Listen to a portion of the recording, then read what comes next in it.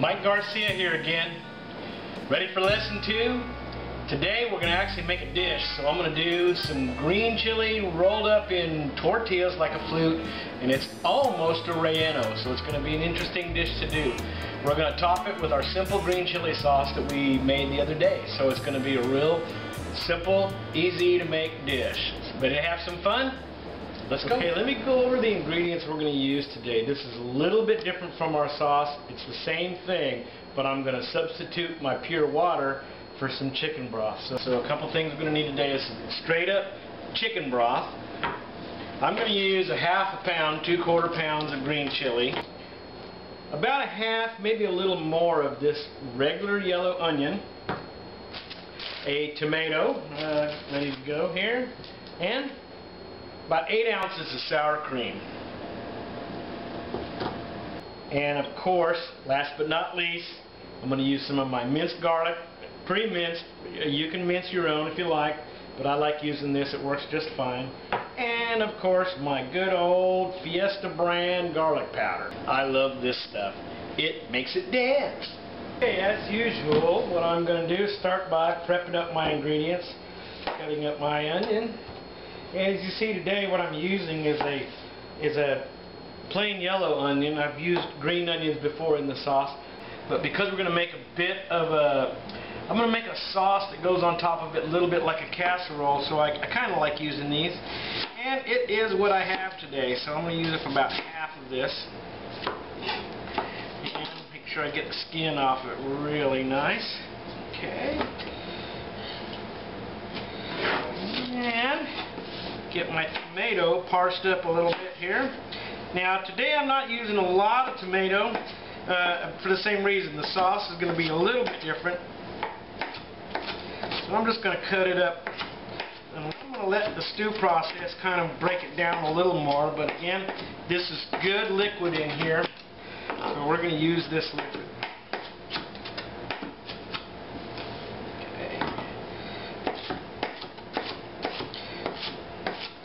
As usual here, using my Mexican food processor. If you want to make it down a little smaller, you can do that. I found it's not real necessary.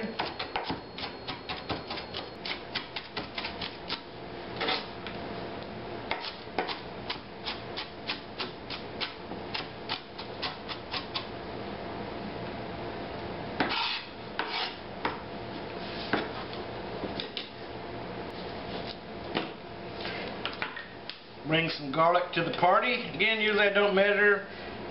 Nice little knife tip. It's about a half of a tablespoon or so of garlic. And I'm going to put that in with that sauce. Get it browning when we get ready. Well, we went over this in lesson 1, so you know the routine a little bit. I'll kind of talk to you as I go. I usually use this 80-20, but today I've got some leftover hamburger meat. It was Labor Day weekend, so I'm going to use it. And it is an 80-20 sirloin. And we'll see how it goes in our chili today. We're going to use it today to spread over the top of those enchiladas, so it's going to be just fine. Get this started up browning. Break it up real good. As usual, a nice large capacity pan. You want to be able to hold a lot of liquid here after we make the sauce. This will do the job for us.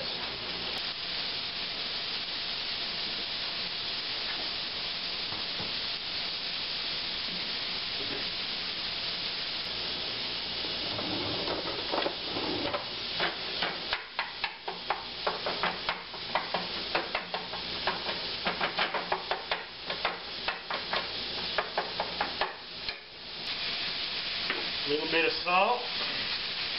Again, as this steps up, I will add my seasonings. I usually stick to just a few, so this doesn't take very many.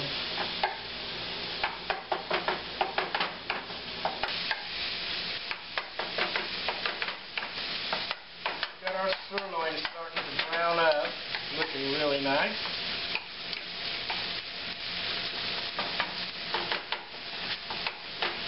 Okay, just as it starts to brown, if you look how this is coming out, It's about half red and half brown.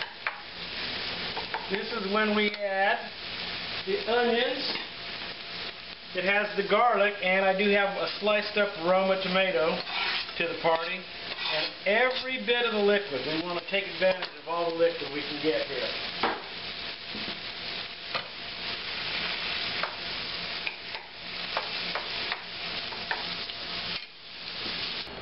Okay, so now we are just getting where there's no more red left. I've got nice liquid, beautiful smells coming off of this. Now we got the brown just taking over the red. A lot of liquid starting to come off of these onions. A little bit of a change here. But this is where we bring in the chili. Now this is still a little frozen, but it's just fine. Nice quarter-pound packs. It's going to thaw very quickly.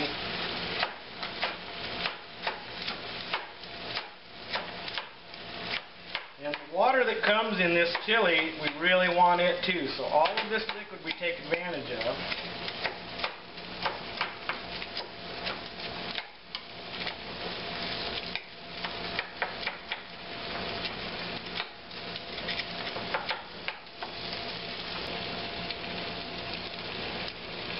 Now that we've introduced everybody to the chili, again, a lot more liquid. I'm going to use at least a half a can today of chicken broth. Again, I'm making a bit of an enchilada out of this, so we're going to use this as my liquid. Maybe a little more than half. It's about 3/4 of a can. And I'll use that to help float it later. Again, a little critical step here. I'm going to use about 2 tablespoons of enriched flour. Spread it throughout.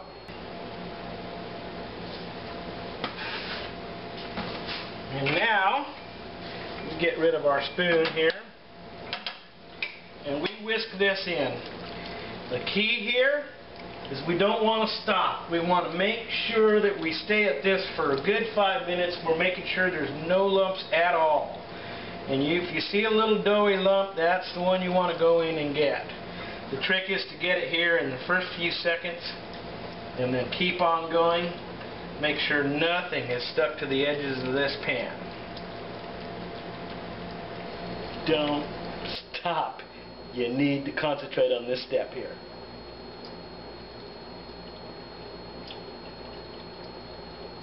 Again, a really nice roux sauce coming up here. This, if we had smell-o-vision, oh!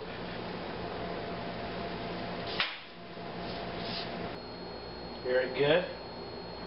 And one last ingredient before we cover for our simmer here is I'm not going to use quite all of these 8 ounces of sour cream since I've got so much liquid, but I'm going to use about half of this today. Making it, again, because we're bringing this in as an enchilada dish, getting kind of a faux chicken taste using the chicken broth, but the real meat in here is going to be just this sirloin beef. When I stuff these, there's only going to be green chili and cheese in it. So just like I did with the flour, I want to make sure that this sour cream assimilates real nice and doesn't lump up. And then you do have to stay on top of it too. And it's brought a little bit of richness to the sauce now. At this point, another seasoning. Salt. Cracked pepper, freshly cracked. Table pepper will not cut it in this scenario. And I'm going to get, again, no measurements here, but a little more than a dash of garlic powder.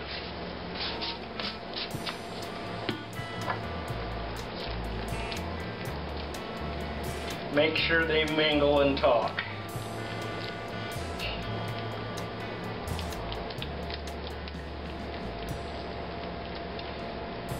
A little bit of the sour cream is still not assimilating, so I need to keep moving here. Never quite know if it's the sour cream or the flour, but take no chances. Does that smell good?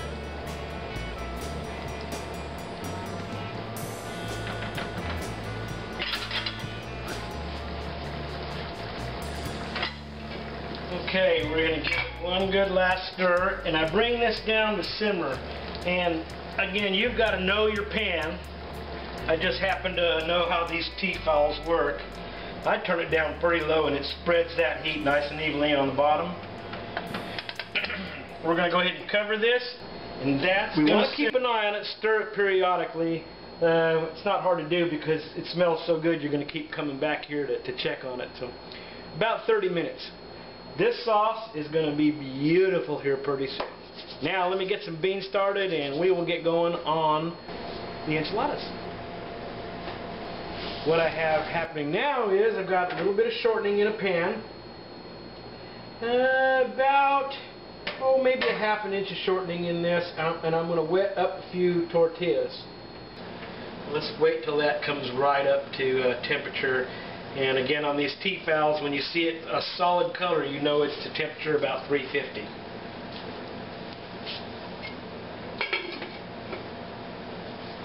Okay, we can look at that and see that it's a solid color in the center, so we're really up to temperature. Looking real good. Now I'm going to try to make, I'm thinking a ½ dozen of these, probably about 6 tortillas, so I'll pull those out and count them. 6. We'll keep all 8 just in case. Now this happens really fast. The biggest mistake that you can do is let these stay in this oil too long. It'll start to turn into a taco shell or a tortilla chip. So about 2 seconds and it comes off and gets in this little paper plate that I've set over here to just rest and drain a little bit.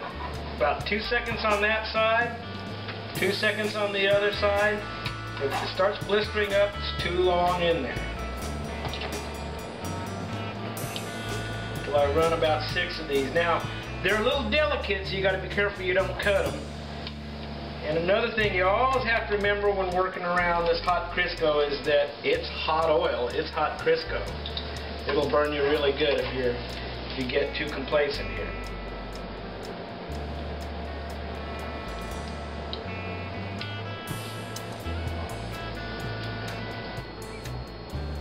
Yeah, a couple seconds is all we need.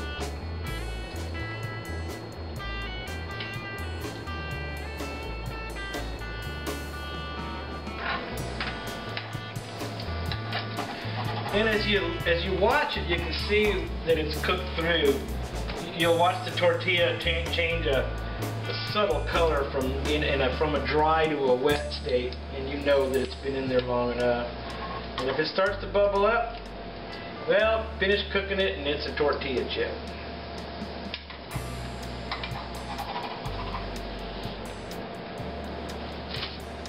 One more gives me 8. Let's see where we are with that.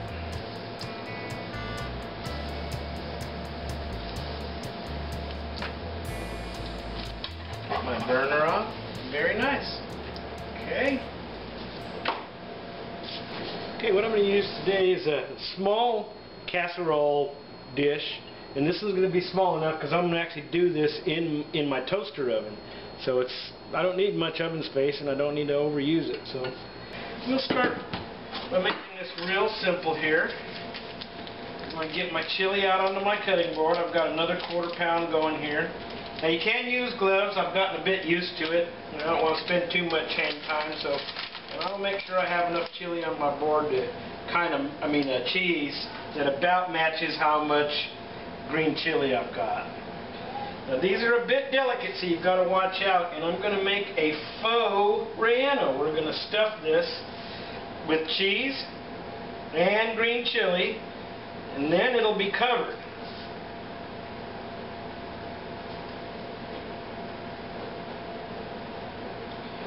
Now I'm going to put the seam side down, and if you see I'm rolling into just a nice little tube or flute, almost a flauta.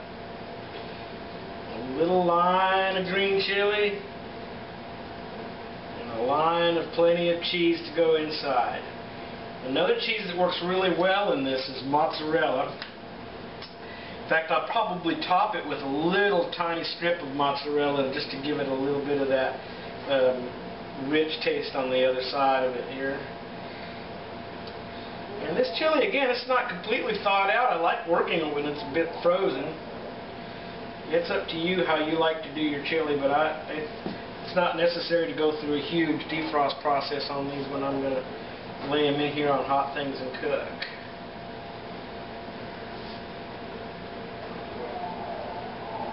Okay, another thing I'm going to do is I'm going to take advantage of these little torn ends that I didn't use up. I'll put them in the edges here because they are definitely going to soak up some sauce here.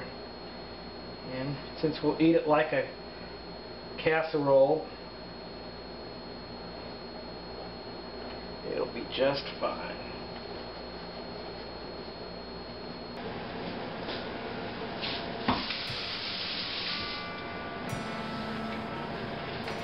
Okay, so now what I've done is I've taken a few strips of mozzarella, just cut them right off, laid them in the other direction, because if you laid them straight on top, it would just kind of fall between, which would be okay, but it would mostly burn to the bottom. And then what I'm going to do is take and ladle on my green chili sauce. And this is going to just fall into there really nice. Get that gravy everywhere.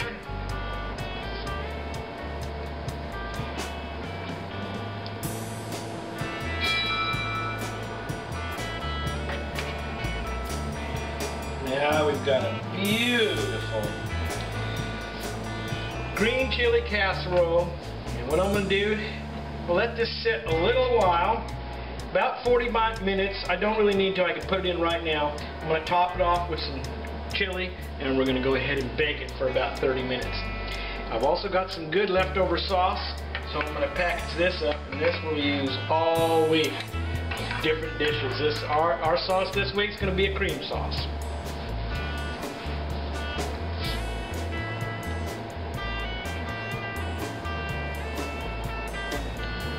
Okay, here's our finished product. How good does that look? Green chili basically rolled up inside tortillas. We just used our basic sauce, changed it around a little bit by using some chicken broth, and then we added sour cream to it. Other than that, it's the same sauce that we've always been making here. So it came out very nice. My sweetie will be here in about an hour. Until then, I'm going to put this in the refrigerator. When it comes out of the oven at 350 for about 45 minutes, I'm going to top it with a little bit of cilantro just to give it some color, and serve this with beans. It'll be excellent. Thanks for watching again today. Remember, this is Mike Garcia, Green Chili 101. The most important thing you put in your food is that love. It's the best ingredient you can give. So always be careful, take caution with your ingredients, take your time, be safe in the kitchen, and bon appetit, muy bueno.